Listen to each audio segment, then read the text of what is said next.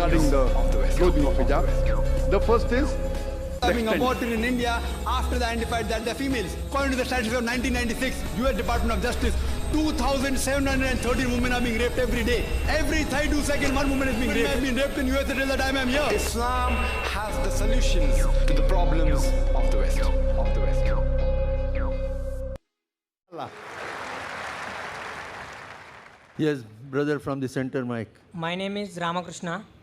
Maqaan kiyya Raamuu Kirishnaa Jaama barataa fiiziyootiraapistiiti.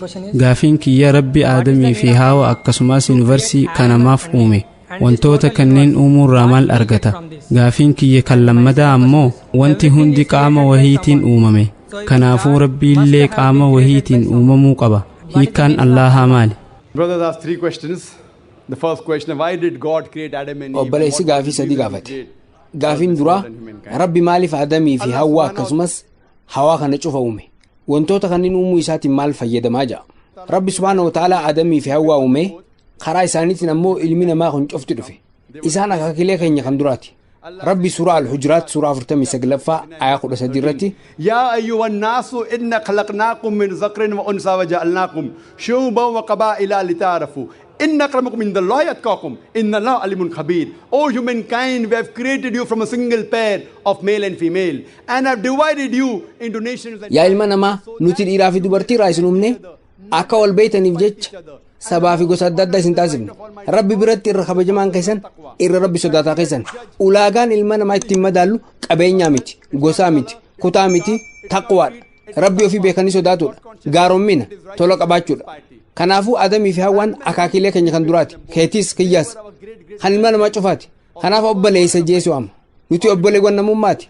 Therefore I call you a brother. We are brothers in humanity. Rabbi waytanuu yaamu yaa ayyuhannaas jedha يا نموت يجود ربي سورة إسراء سورة خود تربفا آيات أربعة مفرت ولقد كرمنا بني آدم ربي نولاني إلمان آدم هند خبججر إندية تلالته يوسية تلالته يوكي تلالته ماتي هندو خيس تلالته ماتي مسلمة خيس تلالته يخام ماتي كريستانا خيس تلالته ربي إلمان آدم هند خبجا إساني خنو إسانو يمجر آتيو إلمان ماتاتي ربي خبجا سيخن نجر مقعان كي ذاكر عبد الله رامو شنكري ساتو yoo ilma namaa taate rabbi kabajaa si kennee jira amma gara gaaffii haa dhufnu rabbiin olaane ilma namaa maaliif uume rabbi ilmi namaa uumama isaa keessaa isa irra gaarii ta'uu nu himee jira uumamni ilma namaatiin ala jiru hundi isa gabbaru malaayikoonni ni jiru malaayikoonni waan rabbi isaan ajajee qajeela fudhatanii dalagu filmaata bilisaan qaban nuti ilmaan namaa uumamaalee rabbii keessaa warra filmaata bilisaa qabna nuti yoo feene isaaf ajajamuu yookaan isatti kafaruu dandeenya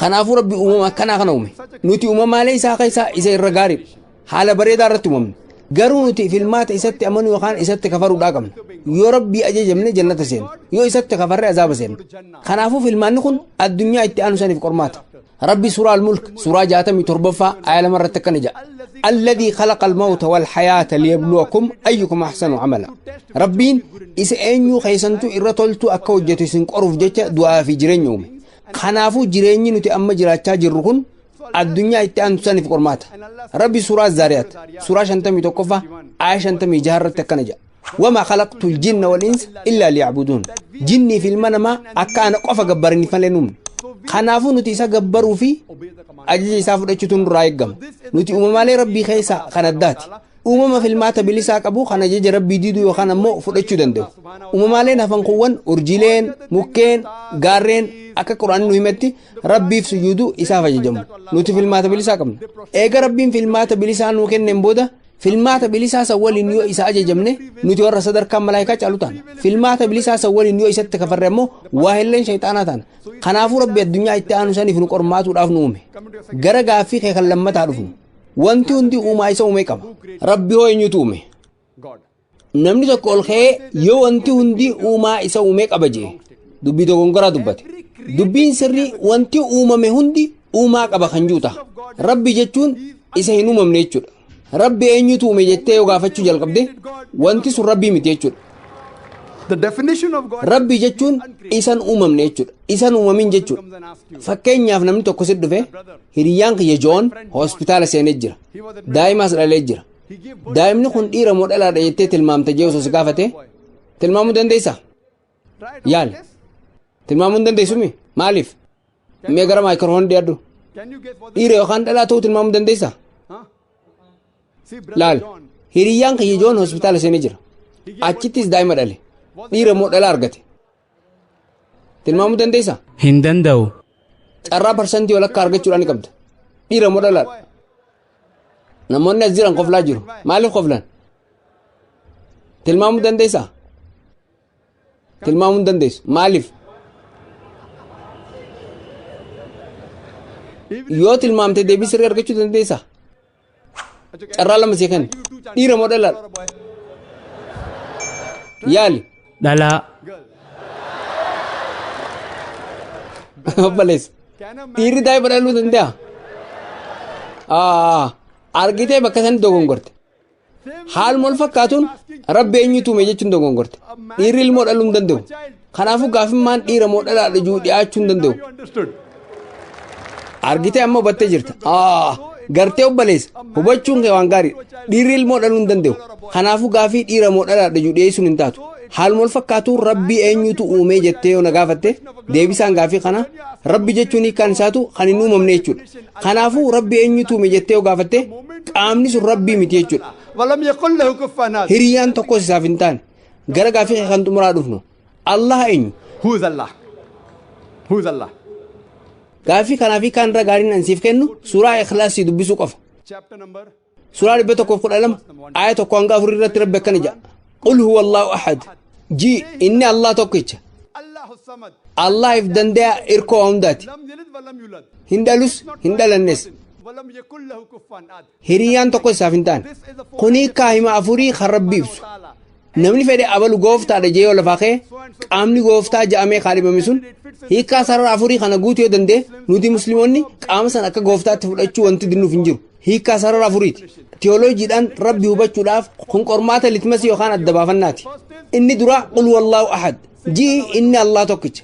Allahu samad Allah if danda'a irkoo hundaati. Lam yalid walam yulad hin dhalus hin dhalannes. Walam yakun lahu kufuwan ahad. Hiriyyaan tokko isaaf hin taane. Wayita kitaabban amantii hinduu dubbistu wanti wal fakkaataan ibsamee argite. Kan qul wallaahu ahad juu chandoogiyaa Upanishad boqonnaa 6 kutaa 2 lakkoofsa tokko irratti rabbi tokkicha lammaffaan qabu jedha. Qormaanni lammaffaan Allahu samad kan jiru Allah if danda'a irkoo hundaati. Bhagavad Gita boqonnaa 10 lakkoofsa 3 irratti angooftaa addunyaa hundaa jedhamuun beekama. Hin dhalanne jalqaban qabu. Qormaanni sadaffaa lam yalid walam yulad hin dhalus hin dhalannes. Shifeetash Vaashra Upanishad boqonnaa 6 lakkoofsa 9 irratti naacha sii kasaj janii taana janii ba'a.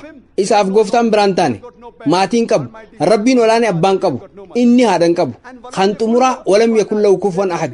Hiriyyaan yookaan fakkaataan tokko isaaf hin taane.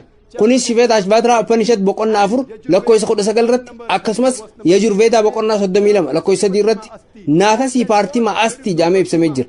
Gooftaa saniif paartimaan hin taane sanamni hin taane fakkiin hin jiru suuraan hin jiru siidaan bocame hin jiru waan kana eenyutu dubbate.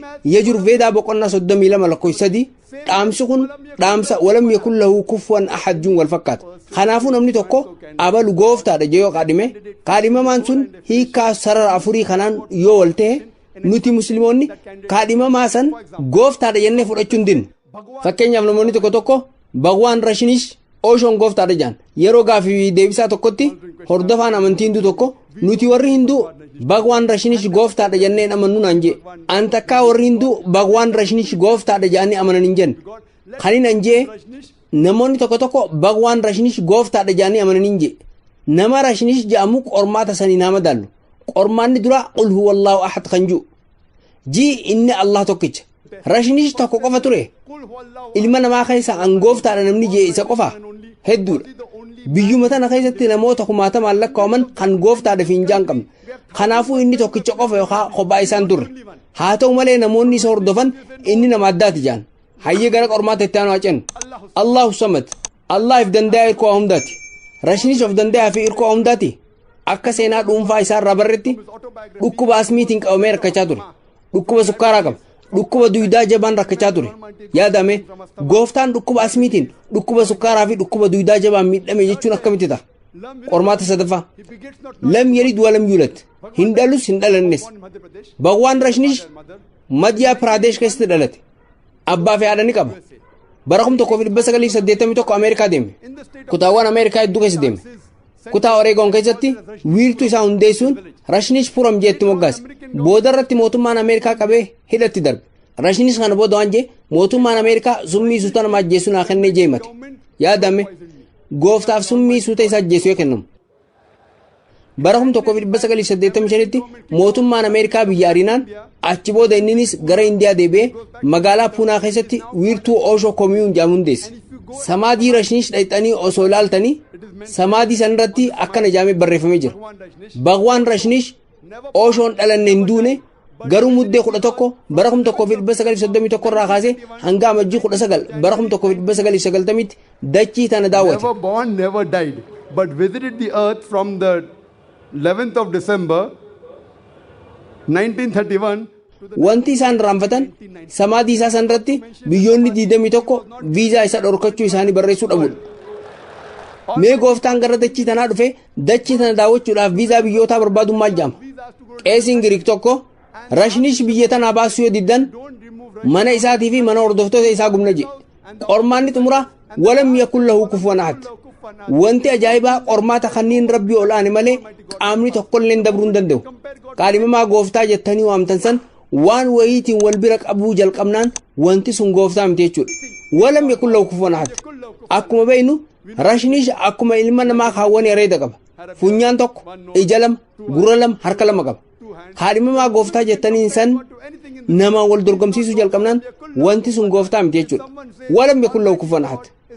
Namni tokko rabbiin olaane dachaa kuma tokkoon Arnold Schwarzenegger caala yoo jee waa'ee Arnold Schwarzenegger dhageesse namicha Mr. World jedhamee moggaafame, namicha Mr. Universe jedhame, namicha jabaa addunyaa tanaati, namicha jabaa hawaa tanaati.